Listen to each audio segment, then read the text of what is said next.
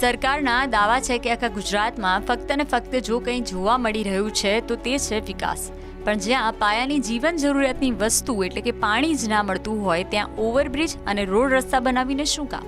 અહીંયા હું વાત કરી રહી છું પાટણ જિલ્લાના સાંતલપુર તાલુકાના ગામોની, જ્યાં 2-3 દિવસે પાણીના ટેન્કરો ભરી ગામે ગામ પહોંચાડવામાં આવે છે. પાટણના બરારા, એવાલ, ચારણકા, જાખોત્રા, આલુવાસ સહિતના ગામોમાં લોકોને પાણી પીવા માટે પણ વલખા મારવા પડે છે. બરારા ગામે પાણીનો સંપ તો છે પણ બંધ હાલતમાં, જેમાં ટેન્કર દ્વારા પાણી ભરાવવામાં આવે છે, જેના પછી દોરડા વડે અને જીવના જોખમે પાણી ભરવામાં આવે છે. સાંભળો ગામ લોકોની પાણીની પોકાર. 8000 કે 9000 લીટરનું ટેન્કર નાનું એવું આવે છે.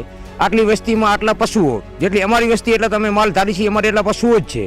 પીવાનું પાણી અમારી પાસે છે નહીં. જે વસ્તુઓ તમે કીચડ જોઈ શકો છો, ત્યાંથી અમારા વડીલો મોટી ઉંમરના જે રહ્યા એમાંથી પગ ભાંગીને ફ્રેક્ચર કેટલાય વ્યક્તિના છે. પાણી આવે ખરું, ના આવે કોઈ નક્કી નહીં. હવે આના લીધે તો પશુ ભેગા થાય, માણસો પણ પાણી ભરવા માટે ભેગા થાય, અને એના લીધે કોઈ માણસો પડી જાય તો એને કેટલાક માણસોને અહીંયા ઈજા પણ થઈ ગઈ છે. તો આનો જવાબદાર કોણ? ખરેખર નળ છે પણ નળમાં ખાલી હવા આવે, પાણી કાંઈ આવતું નથી. દર વર્ષે ઉનાળામાં આ ગામોમાં પાણી માટે આવી જ પરિસ્થિતિઓ સર્જાય છે, છતાં કેમ કોઈ જવાબદાર સત્તાધીશો અને સરકાર આમની સામે જોવા પણ આવતી નથી?